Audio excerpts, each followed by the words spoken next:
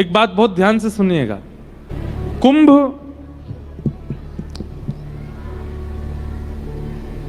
अमृत बिंदु जहां जहां पड़े वहां वहां 12 वर्षों में कुंभ का प्रावधान हमारे शास्त्रों में है, हमारे वेदों में है। लेकिन जिस महात्म की आज आप चर्चा सुनने वाले हैं उस महात्म के भाव को जानिएगा। महात्म में ऐसा वर्णन आता है कि क्व सुधा क्व कथा लोके क्व काचुक मणिर्महान ब्रह्मरातो विचार्येवं तदा देवांजहासः। बहुत सावधानी से सुनिएगा। कई बार ऐसा होता है कि जो लोग कुंभ में नहीं जा पाए हैं, तो जो लोग कुंभ में गए हैं वो ना जाने वालों को बहुत सुनाते हैं। बोले अरे बताओ कुंभ हो रहा, तुम गए नहीं, स्नान नहीं किया, प्रयाग स्नान नहीं किया, त्रिवेणी दर्शन नहीं किया, संत महात्माओं को वंदन नहीं किया।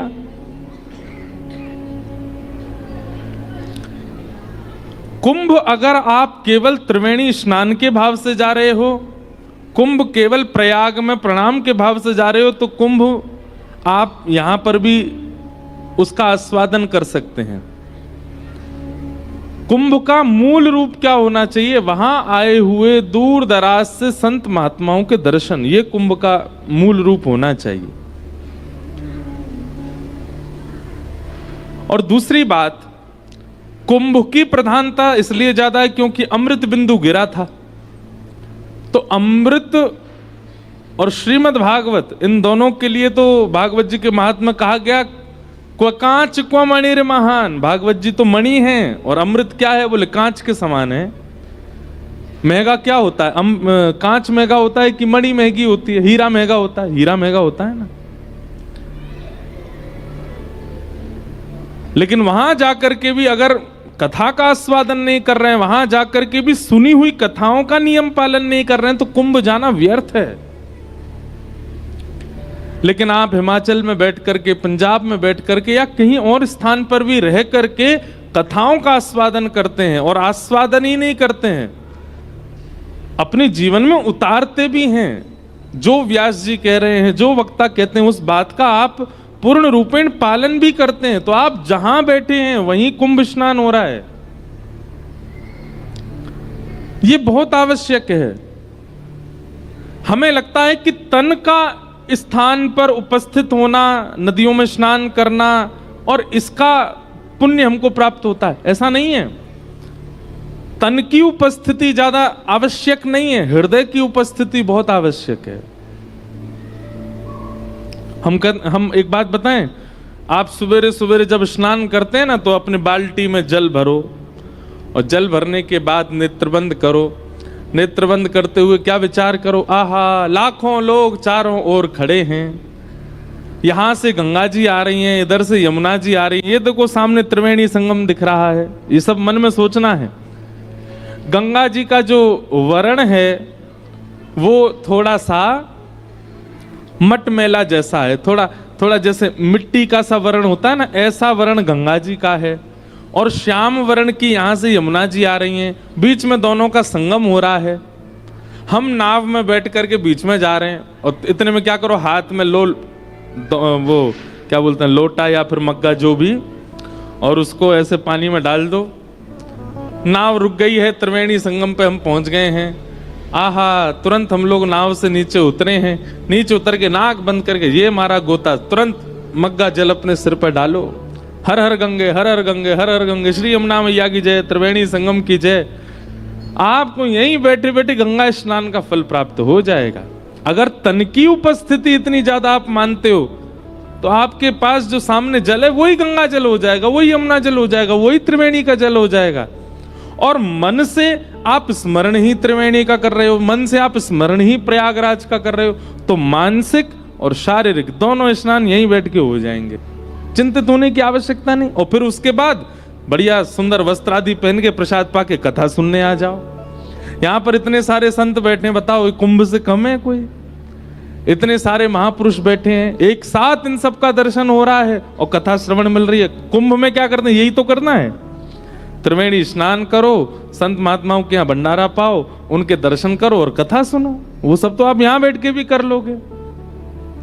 तो एक प्रकार से अगर हम कह दें तो कोई अतिशयोक्ति नहीं। आज से आगामी 7 दिन तक ये कुंभ ही है, यहां कुंभ ही हो रहा है।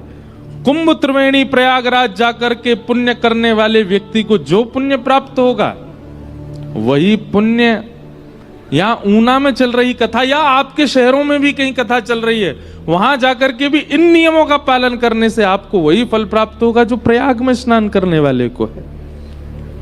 इसलिए कोई निराश होने वाली बात नहीं कि हम नहीं जा पाए कुंभ। हम तो जैसे तैसे गिरते पड़ते पहुंच गए, पर आप लोग नहीं भी गए हो तो कोई दिक्कत नहीं, यहीं बैठ करके कुंभ का आनंद लो। साक्षात श्रीमद् भागवत जी सर्वोपरि है। यदि इनका आस्वादन प्रत्येक दिन आप करते हो तो प्रत्येक दिन ही आपका कुंभ स्नान है। बस वो आस्वादन होना चाहिए। सच्चिदानंद रूपाय विश्वोत्पत्त्यादि हेतवे तापत्रय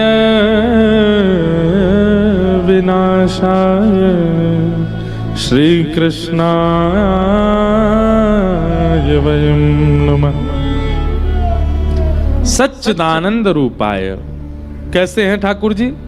सत्य स्वरूप हैं, चैतन्य स्वरूप हैं और आनंद स्वरूप हैं। देखो सच्चिदानंद, ये 3 रूप हैं ठाकुर जी के। आप लोग वृंदावन जाते हैं, बिहारी जी का दर्शन करते हैं, ठाकुर जी का धाम में दर्शन करना, ठाकुर जी का धाम में दर्शन लाभ प्राप्त करना, वो सत्य दर्शन है। आपने सत्य में ठाकुर जी को देखा, त्रिभंग लली श्याम सुंदर खड़े हैं, सत्य। उन्हीं सत्य ठाकुर जी का गुणानुवाद गाने वाले जो वक्ता हैं, जो संतजन हैं, जो महज्जन हैं, जो महात्पुरुष हैं, उन सबको चलते फिरते देखना।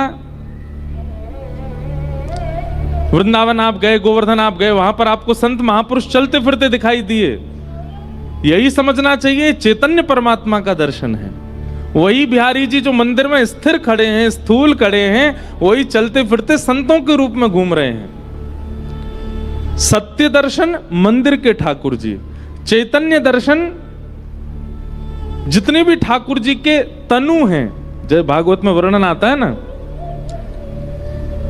वाणी गुणानुकथने श्रवणौ कथायाम हस्तौ च कर्मसु मनस्तव पादयोर्नः स्मृत्याम शिरस्तव निवास जगत प्रणामे दृष्टि सताम दर्शनेस्तु भवत्तनूनाम। ठाकुर जी ये आपका गुणानुवाद गाने वाले, बहुत ध्यान से सुनिएगा सब लोग, इधर देखो।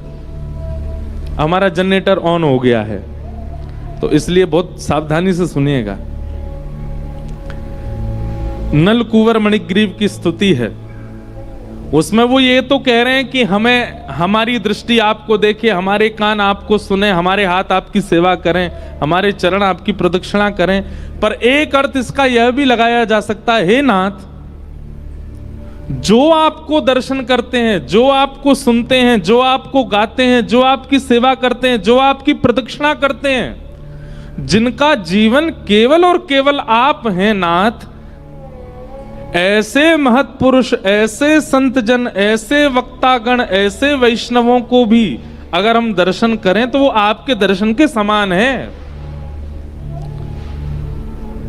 भवत्तनु नाम, वो कौन है? ठाकुर जी के बालक हैं, ठाकुर जी के तनु हैं। तो आप वृंदावन में बिहारी जी का दर्शन कर रहे हैं, वो सत्य परमात्मा है।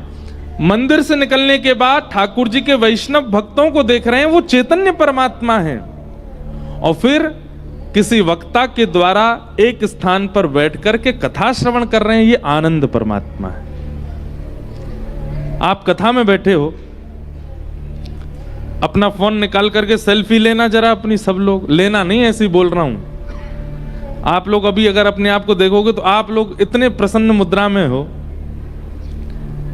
किसी की शादी की पिक्चर हो, किसी की जन्मदिन की पिक्चर हो और किसी की कथा की पिक्चर हो, तीनों एक साथ करना, आप सबसे सुंदर कथा वाली फोटोज में लगोगे। क्यों? क्योंकि यहां आप सुख में नहीं हो, यहां आप आनंद में हो।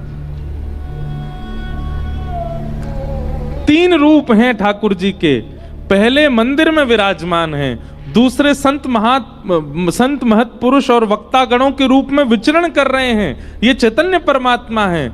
और कथा जो श्रवण आप करते हैं शब्द के रूप से, कर्ण रंध्र से प्रवेश करके जो आपको आनंदित कर देती है, आनंद परमात्मा है, सच्चिदानंद रूपाय।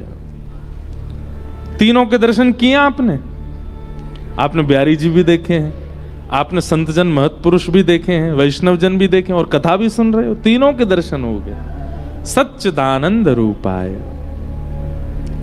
हर व्यक्ति का नियम बन जाए कि प्रत्येक दिन मुझे इन तीन के दर्शन तो करने ही हैं। पहले सत्य स्वरूप किसी मंदिर में विराजमान ठाकुर जी, फिर चैतन्य स्वरूप चलते फिरते कोई महत पुरुष, और तीसरे ठाकुर जी की कथा रूपी ये शब्द में शब्द ब्रह्म आनंद परमात्मा, सच्चिदानंद रूपाय।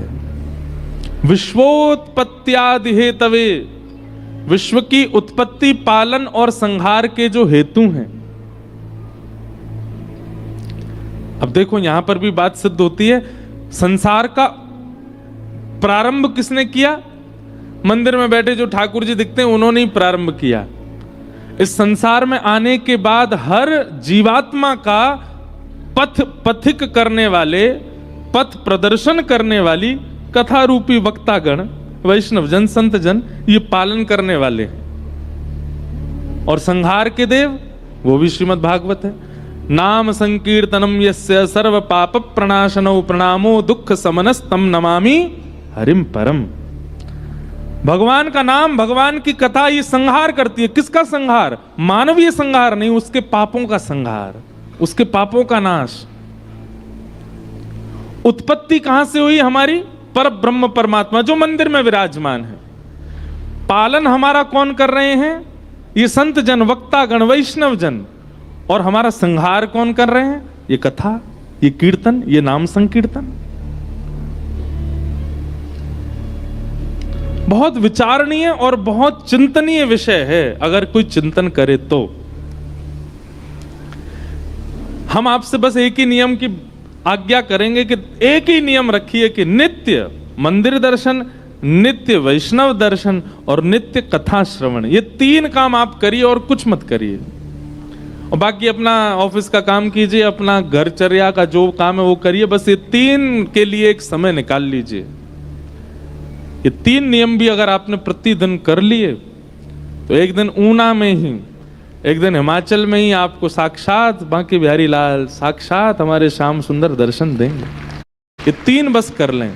अच्छा देखो एक बात हमारी सुनो, ठाकुर जी के दर्शन के लिए संभलना बहुत जरूरी है।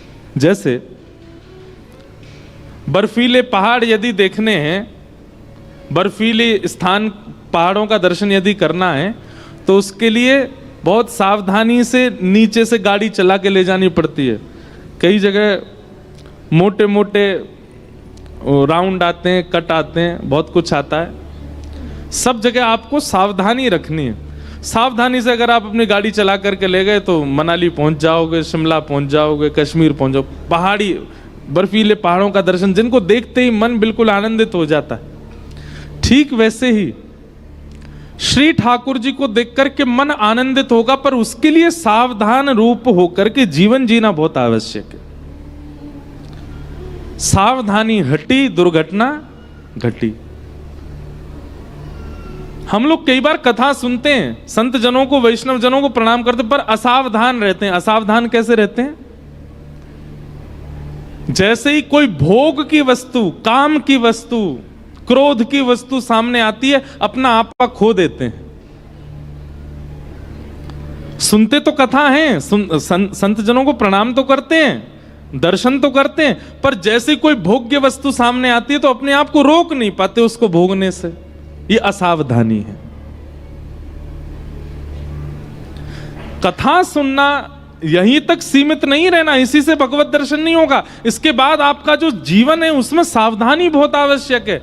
मतलब बच्चा केवल स्कूल जावे, ट्यूशन करे, उसी से ही पास नहीं हो जाएगा। एग्जाम में उसको कलम उठाने पड़ेंगे, प्रत्येक प्रश्न का उत्तर देना पड़ेगा। अब बच्चा कहे मैं तो एक भी दिन एब्सेंट नहीं रहा, मैं तो रोज स्कूल गया हूं, रोज मैंने ट्यूशन किया है, फिर मैं फेल कैसे हो गया? आप लोग कहो हमने तो सारी कथाएं सुनी, ऊना में जितनी कथाएं हुई सब सुनी, फिर भी हमको भगवत दर्शन क्यों नहीं हुआ? क्योंकि आपने क्लासेस तो अटेंड करी, ट्यूशन तो किए, लेकिन जब परीक्षा सामने आई तो हाथ पांव फूल गए, तो कुछ नहीं किया। परीक्षाएं क्या है? जीवन में घटने वाली हर परिस्थिति परीक्षा है। आप लोग जब कथा में होते हैं ना, उस समय ठाकुर जी दृष्टि डालते हैं कि कौन कौन कथा में आया और कथा में ये क्या सीख करके गया, उसकी परीक्षा यहां से जाने के बाद लेते हैं। कथा विश्राम होती है, आपके जीवन में संकट आएंगे, आपके जीवन में आपत्ति आएगी, वो हमेशा ही आनी है। पर कथा के बाद जब आती है तो ठाकुर जी देखते हैं कथा सुन के आया, अब ये क्या करेगा, अब इसका कैसे सामना करेगा, देखूं तो। इसलिए सावधानी बहुत आवश्यक है, तभी श्री कृष्ण दर्शन देंगे। जीवन बहुत सुधरा हुआ, संभला हुआ चाहिए हमें, उसी के लिए कथा है। असावधानी जब हम कर देते हैं अपने मन के रूप, अपने कर्म के रूप में, सोई ठाकुर जी हमारे ऊपर कट्टस लगा, अब इससे नहीं मिलना हमको, क्यों? असावधान है। बस कथा सुनने जाता है, खाना पूर्ति। और कई लोग तो कथा सुनने नहीं आते, कथा के बाद भंडारा उड़ाने आते हैं, या कथा से पहले भंडारा उड़ाने आते हैं। इसलिए बहुत सावधान।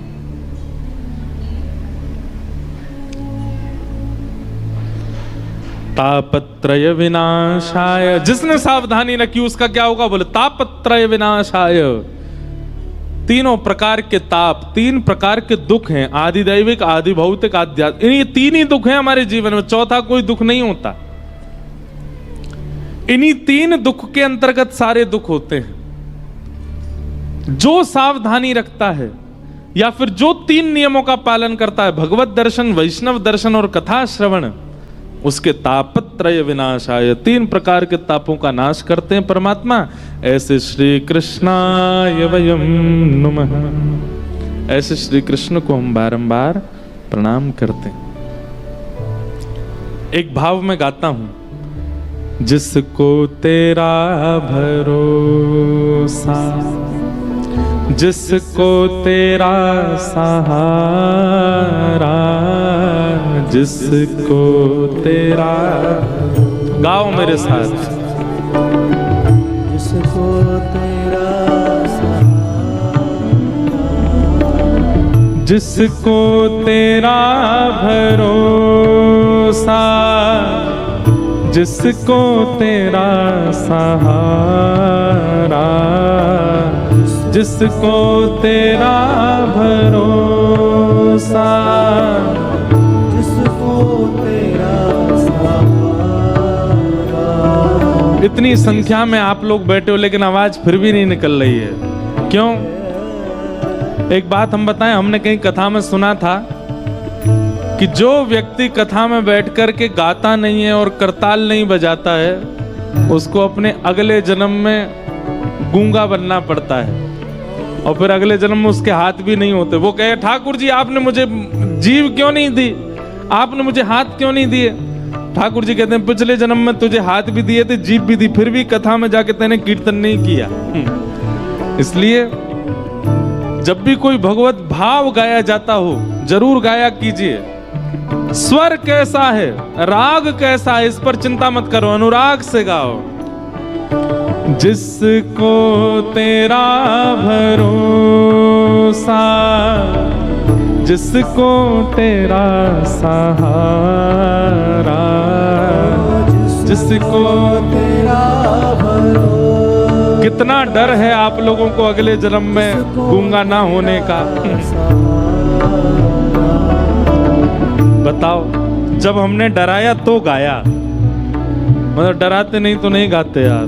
मझधार क्या करेगा, मझधार ही किनारा, मझधार क्या करेगा, मझधार ही किनारा,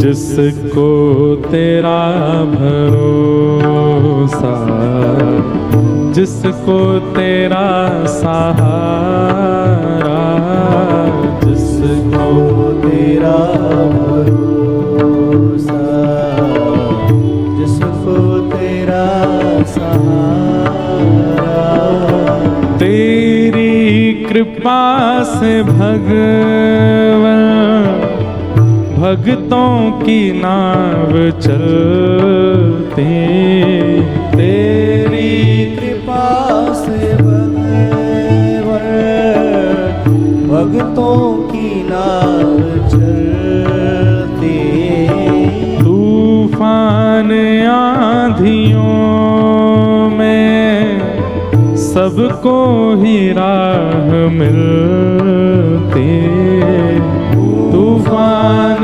आंधियों में सबको ही राह मिलती, तूफान आंधियों में सबको ही राह मिलती, तूफान आंधियों में सबको ही राह मिलती, तैयार तू है हर दम, तैयार तू है हर दम, जब भी तुझे पुकारा, तैयार तू है हर दम, जब भी तुझे पुकारा, गाइए,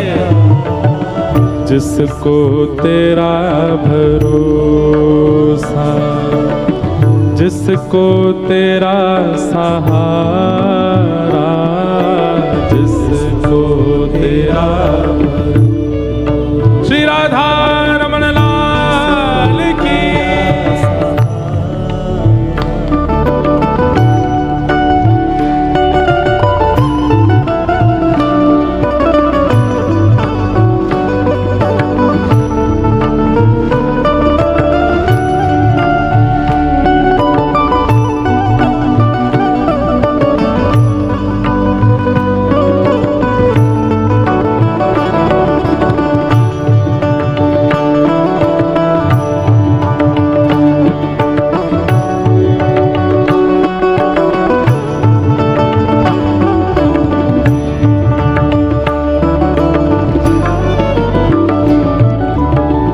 होठों पे नाम तेरा, दिल में उमंग तेरे, होठों पे नाम तेरा, दिल में उमंग तेरी, अलमस्त सार हूँ मैं, छाई तरंग तेरे, अलमस्त सार हूँ मैं, छाई उमंग तेरी, आओ प्रभु शरण में, गाइए, आओ प्रभु शरण,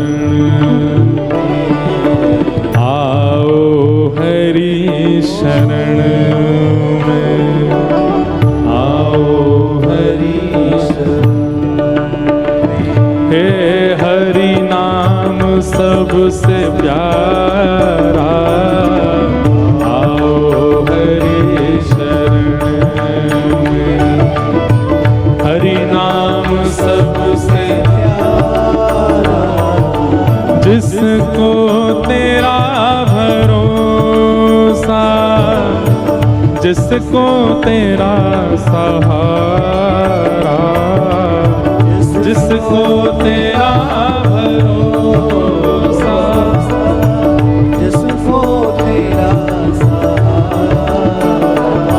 हे जिसको तेरा भरोसा, जिसको तेरा सहारा, जिसको तेरा भरोसा, जिसको तेरा सहारा। हरि नाम आओ हरि शरण में, हरि नाम सबसे प्यारा, आओ हरि शरण में। हरि नाम सबसे प्यारा, हे आओ हरि शरण में, हरि नाम सबसे प्यारा, आओ हरि शरण में। हरि नाम सबसे प्यारा। हे हरि बोल हरि बोल हरि बोल हरि बोल, हरि बोल हरि बोल हरि बोल हरि बोल।